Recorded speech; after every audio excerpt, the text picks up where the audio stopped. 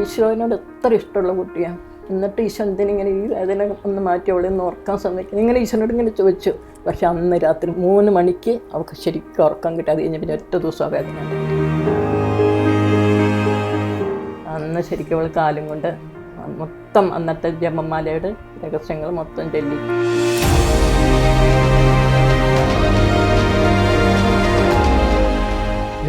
ജോബിതയ്ക്ക് അങ്ങനെ വിഷമങ്ങളൊക്കെ വരുമ്പോൾ ആദ്യം എടുത്ത് വായിക്കുന്ന വചനഭാഗ്യം അതാ. എത്രയും നാളുള്ള മാതാവേ. എത്രയും നാളുള്ള മാതാവ് പ്രാർത്ഥനയാണ് ഏറ്റവും ഇഷ്ടമുള്ള പ്രാർത്ഥന അല്ലേ? ഇതൊക്കെയാണ് ജോബിത വരച്ച പടങ്ങളൊക്കെ കേട്ടോ. വീഡിയോ ഉണ്ടാക്കൂലേ, ഒരു പാട്ടുകളൊക്കെ വെച്ചിട്ട് വീഡിയോ ഉണ്ടാക്കും. ആ പാട്ടിനനുസരിച്ച് തന്നെ ആ വ്യക്തിയുടെ രൂപവും വെച്ചിട്ട് വീഡിയോ ഉണ്ടാക്കി. അവളോട് സംസാരിച്ചപ്പോഴാണെങ്കിൽ വിശുദ്ധ കുർബാനയെ കുറിച്ച് പറയുമ്പോൾ അവൾ ഒത്തിരി ഇങ്ങനെ എക്സൈറ്റഡ് ആയിട്ട് ഭയങ്കര സന്തോഷത്തോടുകൂടെയൊക്കെ പറയുന്നതായിട്ടൊക്കെ ഞാൻ ശ്രദ്ധിച്ചു. ആരെങ്കിലും എന്തെങ്കിലും പറഞ്ഞാലോട്ട് സ്നേഹം പ്രതിബന്ധം അറിയുന്നില്ലെന്ന്. ജോബിത, ഞങ്ങൾക്ക് വേണ്ടിയിട്ടും പ്രാർത്ഥിക്കണം കേട്ടോ. എല്ലാ അച്ഛന്മാർക്ക് വേണ്ടി, സിസ്റ്റേഴ്സിന് വേണ്ടി, എല്ലാ യുവജനങ്ങൾക്ക് വേണ്ടിയിട്ട്, ലോകം മുഴുവന് വേണ്ടിയിട്ടൊക്കെ പ്രാർത്ഥിക്കുക. സ്നേഹമുള്ളവരെ, ഇന്ന് ഞാൻ മാനന്തവാടി രൂപതയിലെ നടവയിൽ ഇടവകയിലെ ഒരു കുടുംബത്തിലാണ്. ഒരത്ഭുതം നിങ്ങൾക്ക് കാണിച്ചു തരാം. ഒരു മാലാക കുട്ടിയെ, ഒരു വിശുദ്ധിയായ ഒരു കുട്ടിയെ നിങ്ങൾക്ക് പരിചയപ്പെടുത്താണ്. നമുക്ക് കരങ്ങളുണ്ടായിട്ടും കാലുകളുണ്ടായിട്ടും നമ്മൾ എത്രമാത്രം പ്രാർത്ഥിക്കുന്നുണ്ട്. കാലുകൾ മാത്രം ചലിപ്പിക്കാൻ പറ്റി ആ കാലുകൾ കൊണ്ട് ജപമാല ചൊല്ലി, പരിശുദ്ധ കുർബാനയെ സ്നേഹിച്ച്, കാലുകൾ കൊണ്ട് പടങ്ങൾ വരച്ച് ഈശോയ്ക്ക് മഹത്വപ്പെടുത്തി ജീവിക്കുന്ന ഒരു കുട്ടിയെ നിങ്ങൾക്ക് പരിചയപ്പെടുത്താം. നമ്മളിന്ന് പോകുന്നത് അങ്ങനെ ഒരു ഭവനത്തിലേക്കാണ്. ആ അത്ഭുതം നമുക്കും നേരിട്ട് കാണാം.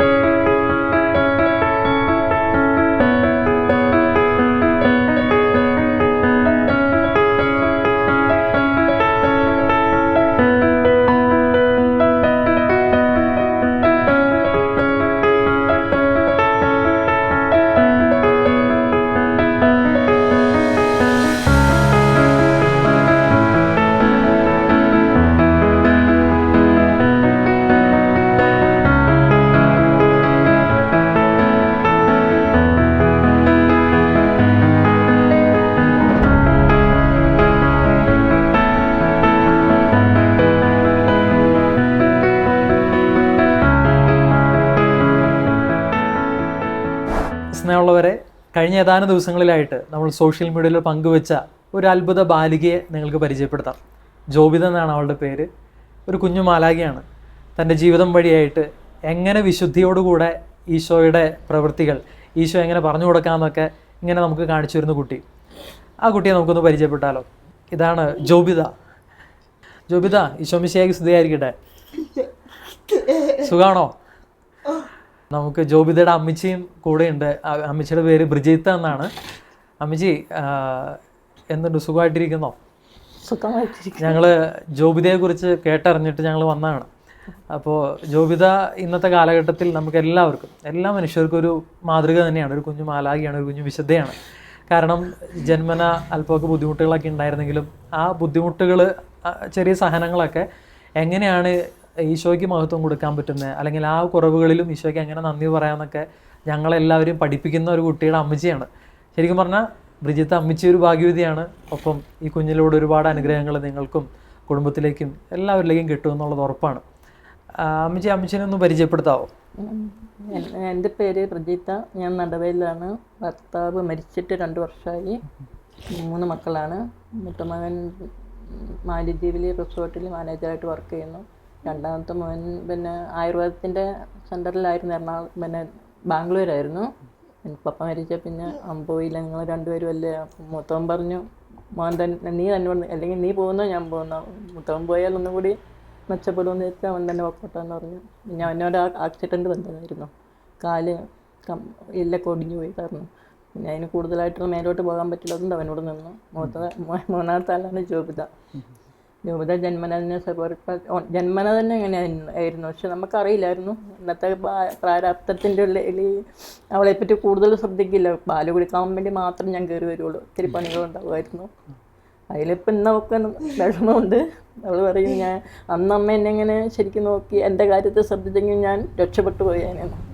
അപ്പോൾ ഞാനിങ്ങനെ പറഞ്ഞു കൊടുക്കും, മോള് രക്ഷപ്പെടാനായിരുന്നെങ്കിൽ എത്രയോ ട്രീറ്റ്മെൻറ്റുകൾ നടത്തി ഒന്നും രക്ഷപ്പെട്ടിട്ടില്ല. എല്ലാത്തിലും ഇങ്ങനെ തുടക്കത്തിലൊക്കെ മാറ്റം വരും, പിന്നെ പഴയ അവസ്ഥയിലേക്ക് തന്നെ ആയി പോകും. അവളെ ഇങ്ങനെ ഹോസ്പിറ്റലുകളൊക്കെ കാണിക്കുകയും ഹോസ്പിറ്റലിൽ തിരുവനന്തപുരത്ത് കൊണ്ടുപോയിട്ടുണ്ട്.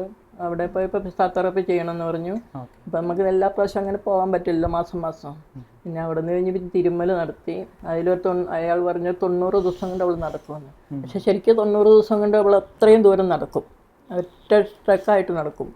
അതിലിടയ്ക്ക് അങ്ങോട്ടും ഇങ്ങോട്ടും തിരിഞ്ഞു പോയാൽ വീഴും. അതും തുടർച്ചയായിട്ട് കൊണ്ടുപോകാൻ പറ്റില്ല. 3 മാസം കഴിഞ്ഞപ്പോൾ അത് സ്റ്റോപ്പായി. പിന്നെ അമ്മയ്ക്ക് വയ്യാതെ ആയിപ്പോൾ പിന്നെ ഞാൻ 5 വയസ്സുള്ളപ്പോൾ ഇവിടെ കൊണ്ടുപോയി മാരപ്പമ്മൂലയിൽ എഡ്യൂക്കേഷൻ സെൻറ്ററിൽ കൊണ്ടുപോയി. അവിടെ ഒരു 5 മാസമായപ്പോഴത്തേക്കും അവൾ ഏറ്റിരുന്നു.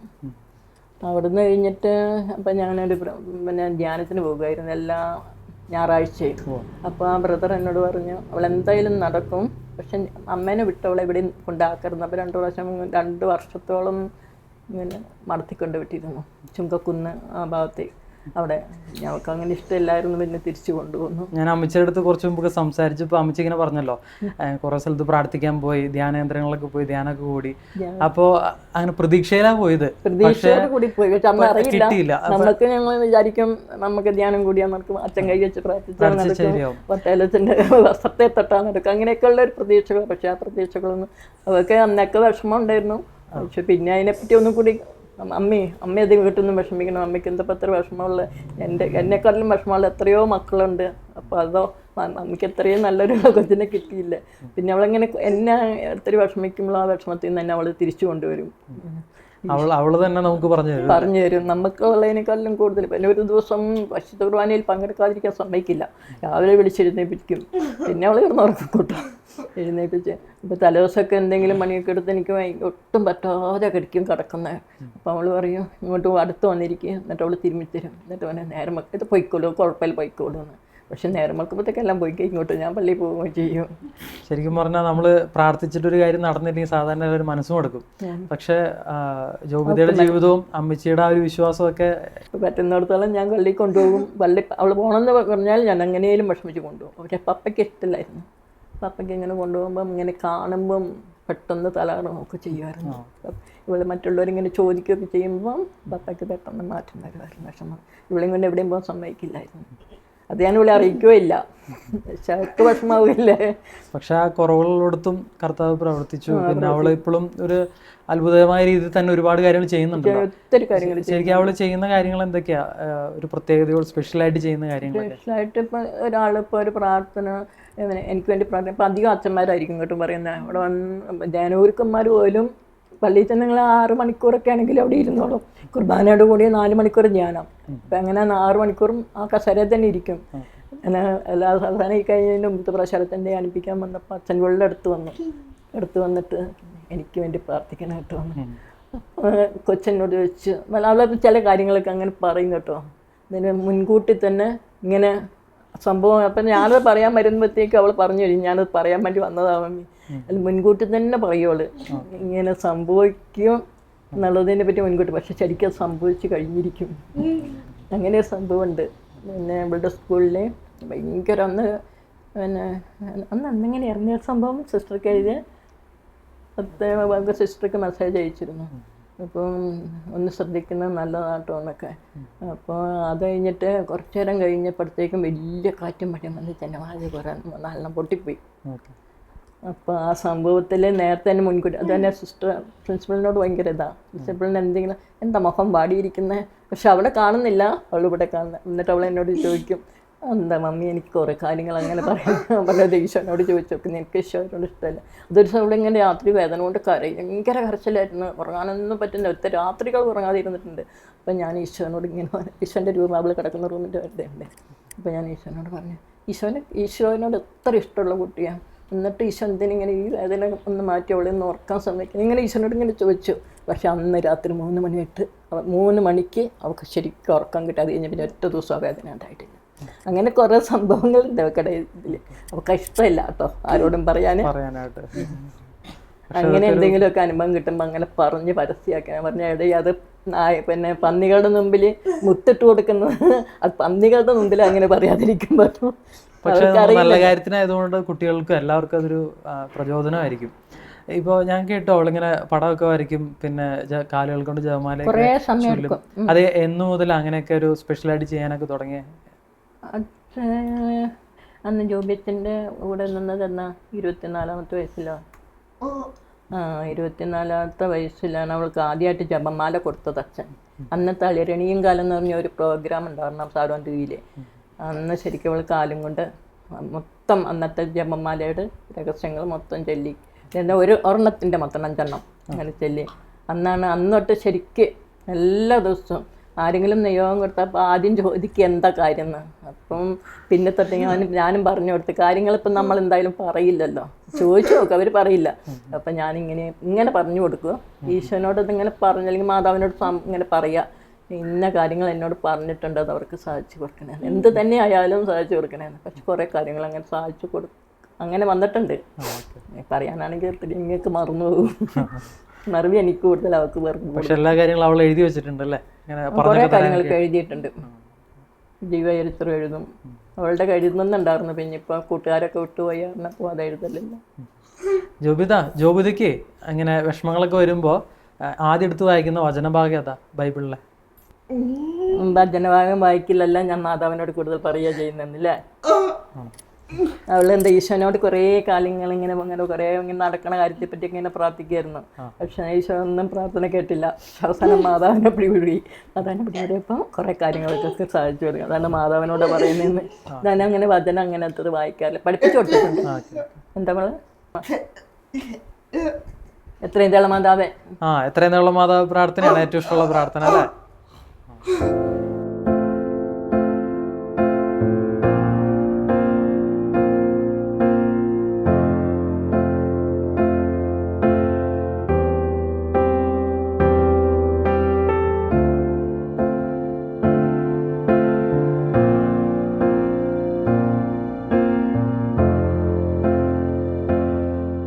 അവളിപ്പോ ജപമാല ചൊല്ലുന്നതിന് പുറമെ പടമൊക്കെ വരയ്ക്കുമല്ലോ, അപ്പൊ അതിനെ കുറിച്ചൊക്കെ ഒന്ന് പറയാമോ? പിന്നെ ജപമാല അല്ലതിനെ പറ്റി ഒന്നുകൂടി പറയാനുണ്ട്. അവളെ ഒരു സമയമുണ്ട് അവൾക്ക്. അത് അവളുടെ മനസ്സിലാ വരുന്ന സമയത്ത് ചിലപ്പോൾ എപ്പോഴും ചൊല്ലില്ല. വൈകുന്നേരം ചിലപ്പോൾ നമ്മൾ ഏറ്റവും അത്യാവശ്യം നടക്കേണ്ട കാര്യങ്ങൾ അവൾക്ക് അറിയാം. അതാ ഏറ്റവും ആദ്യം നമ്മൾ ചെല്ലുമ്പോൾ അങ്ങാവസ്ഥയ്ക്ക് ചെരിഞ്ഞേറുന്ന കൊന്തയുണ്ടാവും കലയിൽ. ഞാൻ ശല്യപ്പെടുത്താനൊന്നും പോവില്ല, അത് പൂർത്തിയാക്കിക്കോട്ടെ എന്ന് വിചാരിക്കും. ചിലപ്പോൾ ഞാൻ ചെല്ലുമ്പോൾ എന്തെങ്കിലും ചോദിച്ചാൽ ഇങ്ങനെ പൊന്തൊക്കെ കാണിക്കും. ചെല്ലുക എന്നുള്ളതിന് വർത്താനം പറയില്ല, ഇങ്ങനെ ചെല്ലുക എന്നുള്ള ഞാൻ തിരിച്ചു പോരും. പിന്നെ അധികം സമയങ്ങൾ ചിത്രം വരയ്ക്കലാണ്.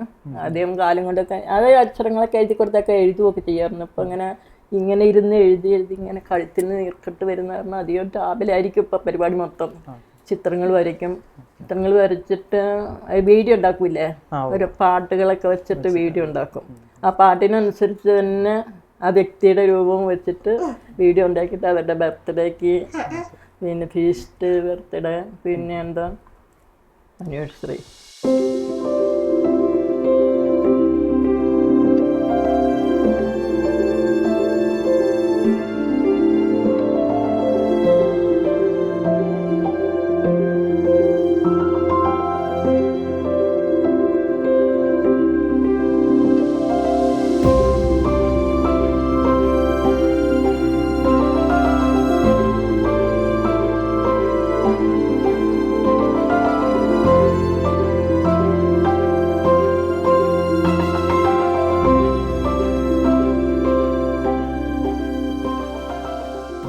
നഷ്ടപ്പെട്ടു പോകാതിരിക്കാൻ വേണ്ടി ലാമിനേഷൻ ചെയ്ത് വെച്ചതാണ്. അതെന്ന് വെച്ചാൽ എല്ലാം കടലാസിലാവുമ്പോൾ ഈ വരുന്നവരൊക്കെ ഇങ്ങനെ ചോദിക്കും. അങ്ങനെ കുറെ നഷ്ടപ്പെട്ടു പോവുകയൊക്കെ ചെയ്തപ്പോൾ എല്ലാം കൂടി ലാമിനേഷൻ ചെയ്ത ബാഗിൽ വെച്ചിരുന്നു. നന്നായിട്ട് പടങ്ങളൊക്കെ കുറെ സമയം എടുക്കും, ഒത്തിരി പെട്ടെന്നൊന്നും ചെയ്യില്ല. കുറെ സമയം എടുത്തിട്ട് വരയ്ക്കുന്ന കടലാസിൽ വരച്ചിട്ട് പിന്നെ ഇത് ലാമിനേഷൻ ചെയ്തതാണ്. ഇപ്പം രാവിലെ മൊത്തം ചെയ്യുന്നത്. അത് കുറേ ഒരു ദിവസം കൊണ്ടൊന്നും ചിലപ്പോൾ ചെയ്തൊന്നും വരില്ല. ഉച്ച കഴിഞ്ഞാൽ ഡ്രോയിങ്. അപ്പോൾ ഒരു ദിവസം കൊണ്ട് ചെയ്യാൻ ചിലപ്പോൾ സാധിച്ചൊന്നും വരില്ല.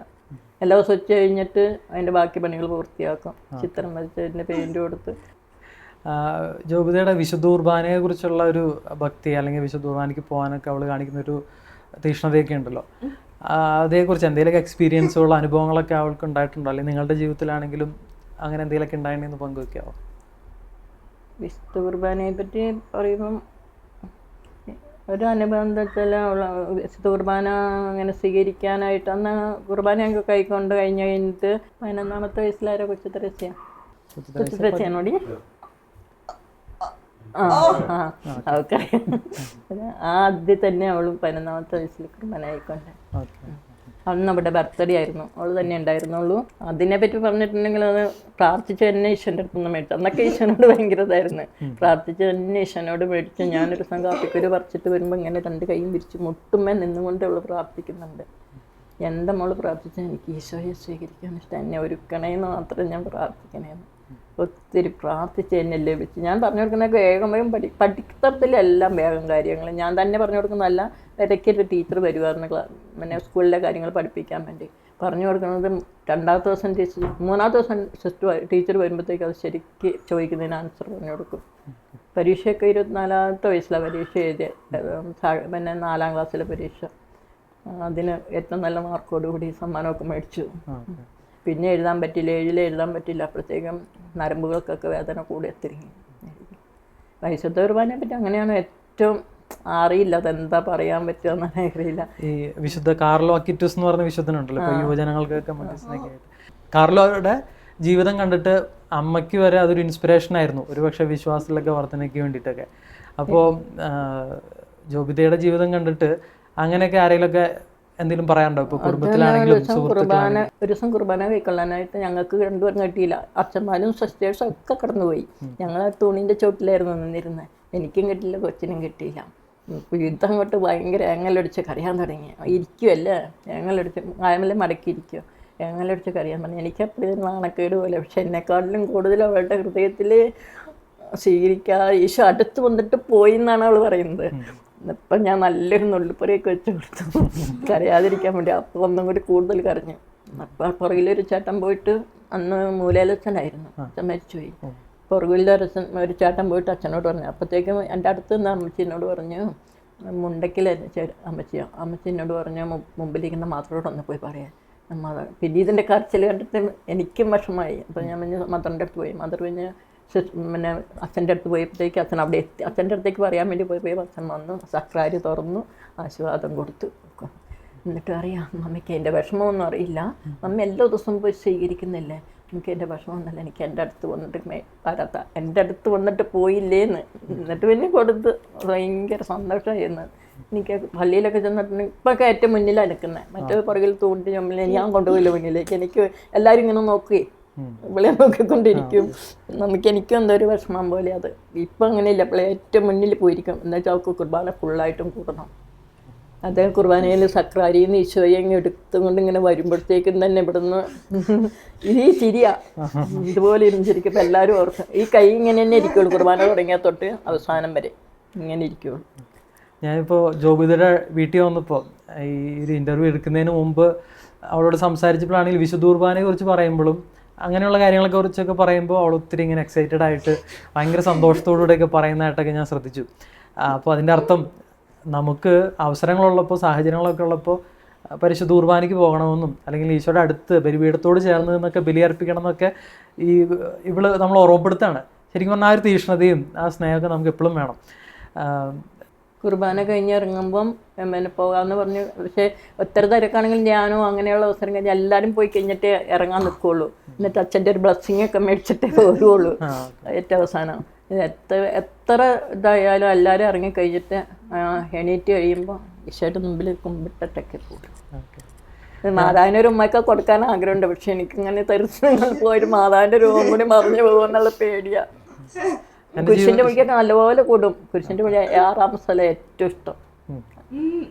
നേരത്തെ ഇങ്ങനെ പറയാം മൈറാനിക്ക് ഭക്തിയുള്ള ഈശോയുടെ തിരുമുഖം തടുത്തത്. അപ്പം ആരെങ്കിലും എന്തെങ്കിലും പറഞ്ഞാലോട്ട് സ്നേഹം പ്രതിബന്ധം അറിയുന്നില്ലെന്ന്.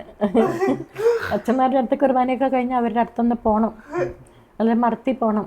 അവിടെ അശപ്പാനിയമ്മ എന്ന് പറഞ്ഞാൽ അമ്മയൊക്കെ മരിച്ചു പോയി കേട്ടോ. ഇവള് ചെല്ലുന്നൊന്ന് നോക്കി നിൽക്കും. നമുക്ക് പോകണം. എല്ലാവരും ഭയങ്കര കൂട്ടം, എല്ലാവരും കൂട്ടം എപ്പോഴും ഉണ്ട് കൂട്ടും.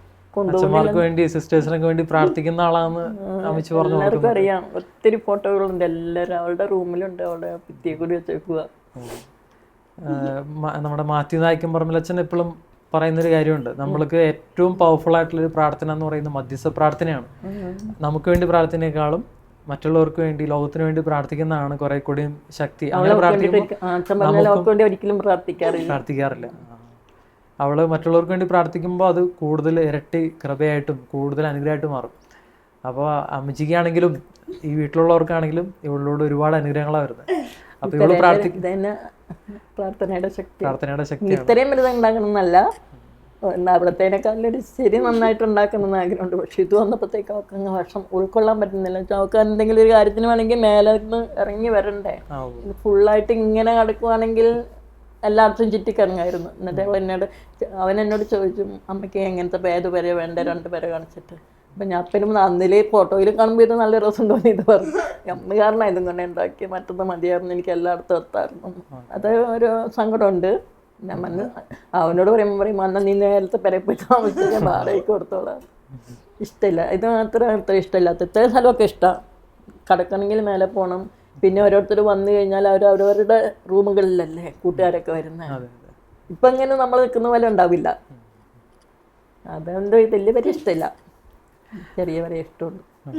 പെര ചെറുതല്ല, ഒറ്റ സ്ഥലത്ത് കൂടി തന്നെ ചുറ്റിക്കറങ്ങി എല്ലായിടത്തും എത്തണം. ഇതിപ്പോൾ ഇവിടുന്ന് അടുക്കള അങ്ങറ്റത്തും വരും. അങ്ങ് പുറമേയുള്ള ആ ചാർത്തിൻ്റെ അവിടെ വരുമ്പോൾ അവിടെ ഇരുന്ന് ഭക്ഷണം കഴിക്കുന്നത്. ആദ്യമൊക്കെ റൂമിൽ കൊണ്ടുവന്നായിരുന്നു, ഇപ്പോൾ കാറ്റൊക്കെ കൊള്ളാൻ വേണ്ടിയിട്ട്.